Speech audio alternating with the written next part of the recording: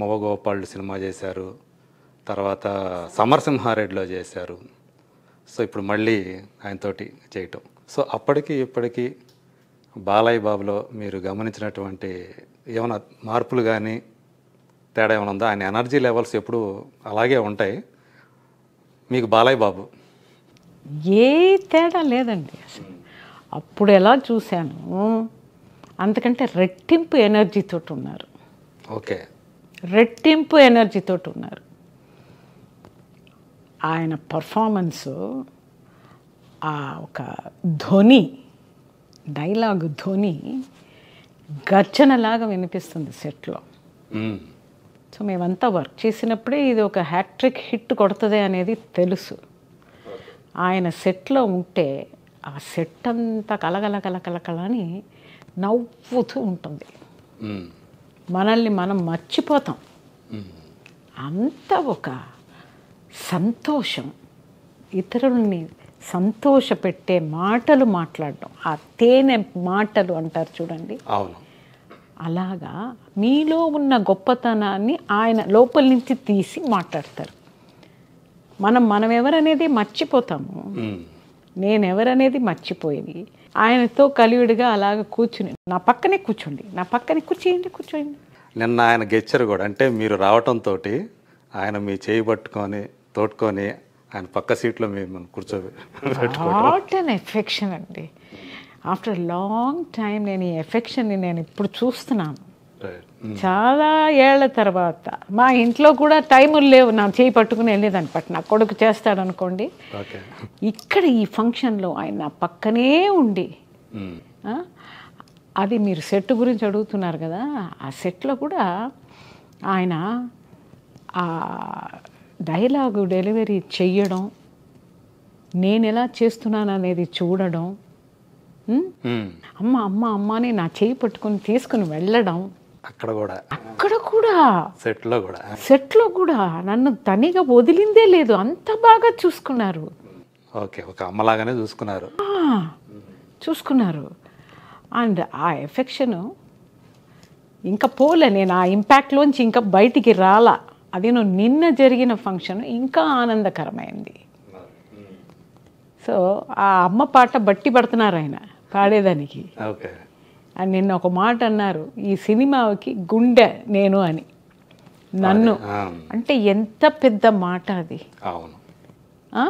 నేను వచ్చేది చిన్న దాంట్లోనే, కానీ అది 1000 రెట్లు ఎఫెక్ట్లో ఉండింది. That's link for the story. తను ఎందుకు జైలుకి వెళ్ళాడంటే ఆమె చెప్పిన సాక్ష్యం వల్లే. ఆమె కొడుకుని ఎందుకు జైలుకి పంపించింది, దానికి రీజన్ జనం కోసం. ఆ జైల్లోంచి మళ్ళీ పాప నుంచి విలన్ లింకు అన్నీ అక్కడే. అండ్ డైలాగ్స్ చాలా బాగా రాశారు అనిల్ గారు. ఆయన చెప్తారు, అది బాలయ్య గారు చెప్తేనేనండి దానికి ఒక పవరు, ఆ వాయిసు, ఆ కళ్ళు, ఆ ఎక్స్ప్రెషన్ పెట్టి 4-5 పాయింట్స్ చెప్తారు కర్మ గురించి. సినిమా చూసారా తెలీదు, ఫస్ట్ షో చూసాం. ఈ కర్మ ఎలా లింక్ అవుతుందో చూడు. నా తల్లి దగ్గర నుంచి బిడ్డ లాంటి ఒక బిడ్డని నువ్వు టార్చర్ చేసిన వెంటనే నీకు కనెక్ట్ అయిపోయాను నేను.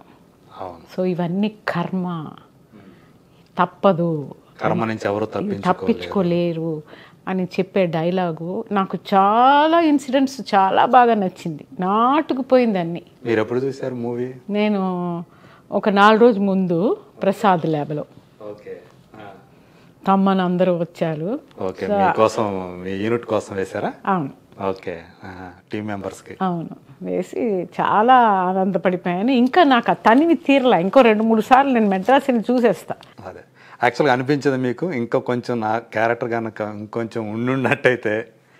అంటే నాకంటే చూసిన ఆడియన్స్ ఎక్కువ చెప్తున్నారు ఇంకా కొంచెం ఉండకూడదా అని వాళ్ళు ఫీల్ చేస్తున్నారు. అక్కడ అదే గమ్మత్తు, ఆ ఫీలింగ్ తెచ్చారు చూడండి, ఇంకా కొంచెం చూడకూడదా అని.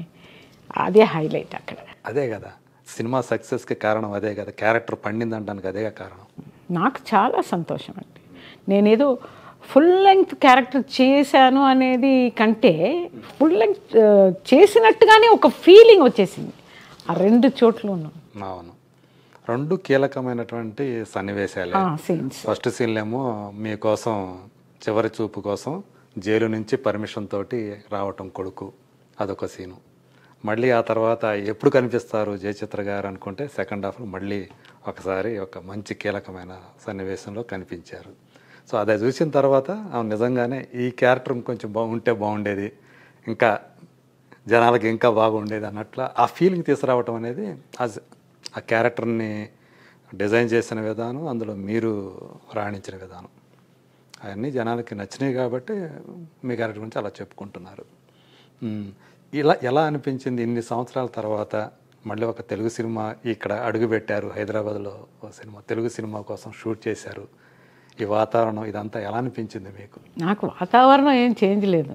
అది వరకు మీరు చేసిందంతా చెన్నైలోనే అనుకుంటా కదా, నరసింహుడు సమరసింహారెడ్డి ఇవన్నీ ఇక్కడ చేశారు. ఇన్ఫ్యాక్ట్ సందర్భవశాత్తు మీరు 2005లో నరసింహుడు చేశారు జూనియర్ ఎన్టీఆర్ తోటి. మళ్ళీ ఇన్ని సంవత్సరాల తర్వాత మళ్ళీ ఇది నా ఇల్లు అండి, my home. Hyderabad is my home.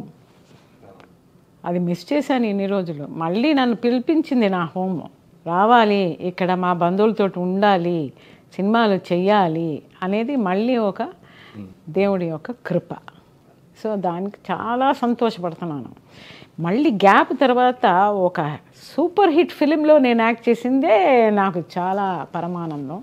ఈ విజయదశమి రోజున నేను ఇక్కడ ఉండడం, ఈ విజయాన్ని చూడడం, మిమ్మల్ని అందరినీ కలవడం, ఇంతకంటే ఇంకేం సంతోషం కావాలండి. చూసారా, దసరా రోజు ఇంట్లో కాకుండా ఇక్కడికి వచ్చి ఇక్కడ సెలబ్రేట్ చేసుకున్నారు మీరు. ఒక హిట్నిచ్చి దానికి అంటే కేవలం కమర్షియల్ హిట్ కాదు, ఇది ఒక మంచి సందేశంతో. ఎంత మారల్స్ అండి, అన్ని ఆస్పెక్ట్స్ ఉన్నాయి. అదే నేను నా స్పీచ్లో చెప్పాను. నేను అన్ని ఆస్పెక్ట్స్, ఒక రొమాన్స్, అది ఒక డిగ్నిటీగా, దెన్ ఒక సీరియస్నెస్, మారల్ తోటి ఉన్న కొన్ని సెన్సేషనల్ సీన్స్, యాక్షన్స్, అన్నీ కలిసి ఉన్న ఒక సూపర్ మిక్స్చర్ ఆఫ్ కలయిక. అందరికీ నచ్చుతుంది ఇది. అది నువ్వు బోర్ కొట్టకుండా, డైలాగ్స్ అన్నీ బోర్ కొట్టకుండా, ఈవెన్ ఫైట్స్, ఒక హ్యూమర్ అందులో చేర్చి, అనిల్ గారికి అందులో హీ ఈజ్ ఎక్స్పర్ట్. సో మన హీరో గారు ఆ మూమెంట్లు చేసుకుంటా ఆ ఫైట్ చేయడం ఐ అప్రిషియేటెడ్ సో మచ్. అలాగే ఆ స్టేజ్లో బిడ్డల గురించి చెప్పే మ్యాటరు నేను చెప్పాను stage. Yes that's a very new point.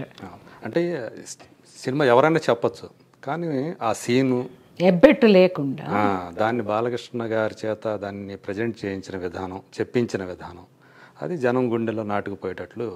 Balakrishna గారి దగ్గర ఉన్న ఇంకొక ఎక్సలెంట్ క్వాలిటీస్ చాలా ఉన్నాయండి, చాలా ఉన్నాయి చెప్పడానికి. The way he moves, the way he talks, the way his energy is. And ఈ జాతకాలు హారా అంటే ఏ టైంలో బయలుదేరాల ఫంక్షన్కి, ఆయనకు ఆ నమ్మకం ఎక్కువ. అది మా అందరికి కూడా చెప్తున్నారు. నిన్న అమ్మ మీరు 5:56కి బయలుదేరండి ఫంక్షన్కి, ఈవెంట్కి ఏమో 6:33కి. దానికి ముందు ఒక మీటింగ్ ఏదో ఒకటి ఉండేది, దానికి ఒక టైం ఫిక్స్ చేసి ఆ టైంలో మీరు రూమ్లోంచి గడప బయట తీసుకురండి అని అంటే, ఆయన ఒక లెవెల్ ఏంటి, ఆయన ఒక ఇమాజినేషన్ ఏంటి, ఆయన లైఫ్ స్టైల్ ఏంటి. నిజానికి మీకు ఇది చెప్పాల్సిన పనే ఉంది అసలు, నిజానికి కాదు కదా, కానీ చెప్పారా అంటే మీ మీద ఉన్నటువంటి ఒక పూజ్య భావం. అంతే